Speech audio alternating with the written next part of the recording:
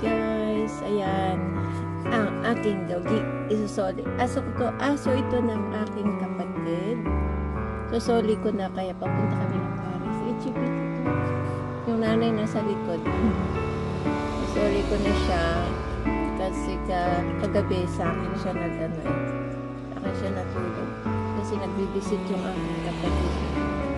Kaya pag ganon, kinukuha ko siya para hindi rin nag-iisa sa bahay. Tapos na yan. Alam sa ite? Sweetheart.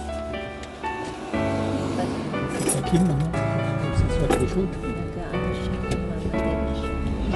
Kasi may check up siya ngayon sa heart.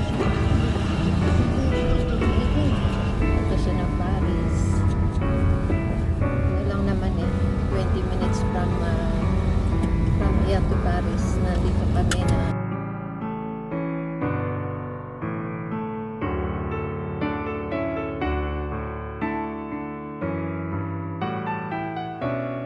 ang aking mga doggies. Ayan. Nakunahan sila sa pagpasok sa bag. Yung brown, anak ng white. Yun ang aso ko, yung white. Tapos yung brown sa kapatid ko. Kasi bawal ditong isakay ang mga aso sa baso, sa metro, sa subway na hindi nakalagay sa bag. Kaya sanay silang pumasok sa bag. Kaya yun, nag-uunahan naman. Gagalit nga yan sila. Ayan. Niluloko ko lang naman. Hindi naman talaga sila kasya dyan sa isang bag kasi tsaka ang bigat. Yung aso ko 5 kilos. Itong mas malaki itong anak nasa 6 yata siya. Mga 6 kilos yata. Galit na galit siya sa nanay niya. Kasi nga yun, uunahan sila sa bag. Kasi nakita nila yung bag na inilabas ko. Yan, uunahan sila pumasok.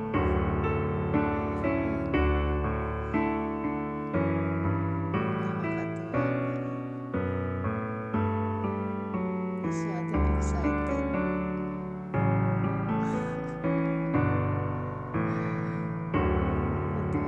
Sukayin ko pa ako na isang bag. Yung bag na yan, yung bag ng brown yan. Kaya excited siya na makita niya nilabas ko yung bag niya. Pero hindi na naniniwala sa akin na alis kami. Kaya ayaw na pumasok. Kasi pumasok na siya tapos hindi kami umalis.